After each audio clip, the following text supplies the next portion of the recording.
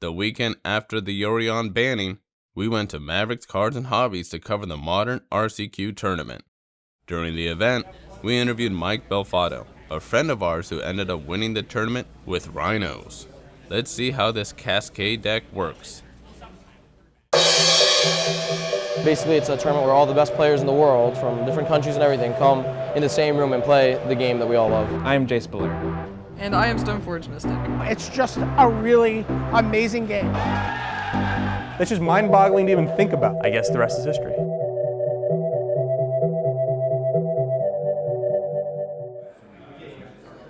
When you cast a card with Cascade, a trigger goes on the stack that you reveal cards until you get a card that costs less than the Cascade spell. And then you cast the Cascade card for free off of what you cascaded it into. So the only card that costs less than the Cascade spell is Crashing Footfalls. So when you cast a Cascade spell, you cascade into Crashing Footfalls and cast 2/4/4 creatures. Rhinos is based off a suspend spell called Crashing Footfalls. And Crashing Footfalls has suspend, and when it resolves, you put 2/4/4 Rhino tokens into play. So your deck is designed around to have Cascade spells. When you cast the Cascade spell, it hits Crashing Footfalls, it casts the Footfalls right away without putting it on suspend. So for 3 mana, you get 2/4/4 Rhino tokens in play. If you play a Shardless Agent, you get a 2/2 plus 2/4/4 Rhino tokens. This is a mid-range deck. You're playing to the board, you have removal spells to kill their early threats, and then you have adventure creatures that have modes where you can bounce things, or you have elemental creatures which you can pitch cards to cast. So you have a lot of interaction. And then in your mid-range deck, I'm playing 8 main deck counterspells because I'm playing 4 Mystical Disputes and 4 Force of Negations. Teferi is the card that breaks up your combo, so you have to try and counter that no matter what. So that's why I have 4 Mystical Disputes and 4 Force of Negations, so when they see Teferi, I can counter it. For a blue, a white, and 1, it's a Planeswalker that starts with 4 loyalty. You can -3 loyalty to bounce a permanent and draw a card. And the Teferi itself has a static ability that your opponent can only cast spells when they can cast a sorcery. So when you cascade something, you get the Cascade spell, you don't get the card it cascades into. So you don't get the Crashing Footfalls.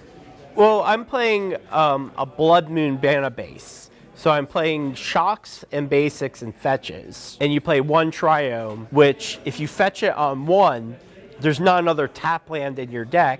So all the rest of your lands come into play tapped, untapped after that. And then I'm running 2 Horizon lands just in case you have some flood protection. In case you draw too many lands, you can sack your lands to draw cards.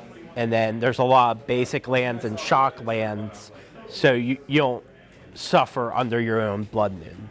It runs somewhere between 10 and 20 creatures, and we have the 4 Shardless Agent, 4 Brazen Borrower, 3 Fury, and the 2 Foundation Breakers in the main deck.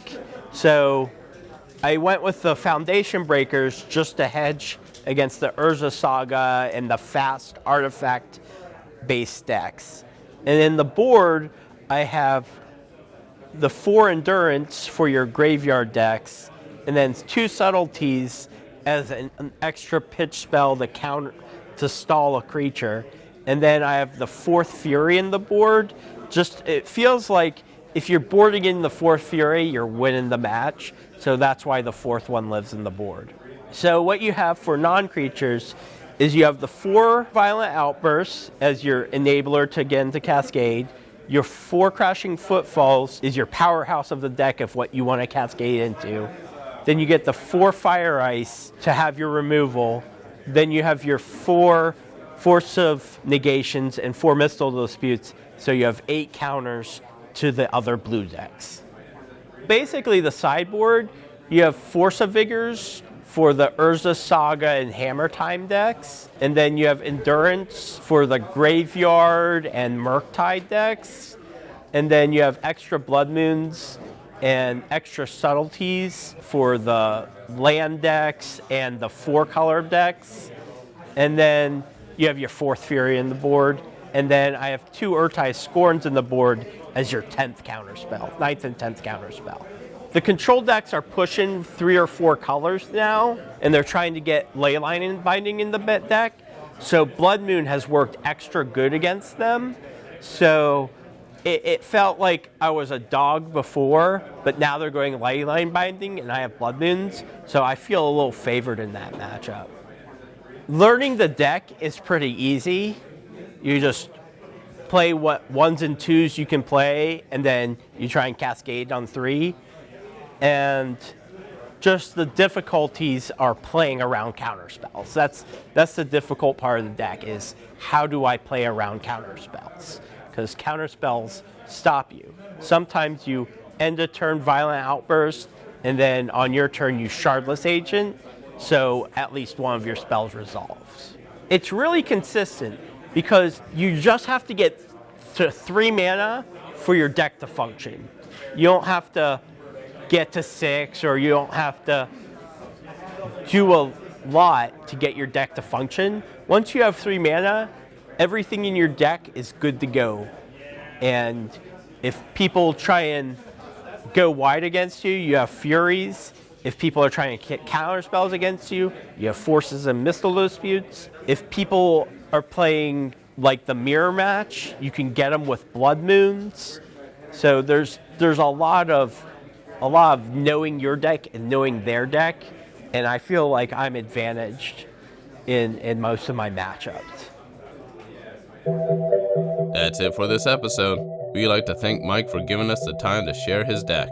We have another Modern Deck Tech coming up, so please come back to watch that one. We will also have more videos all based around Magic, primarily the paper side of the game. So please subscribe if you're interested in that stuff, and also please share our videos. Thanks for watching Inside the Deck.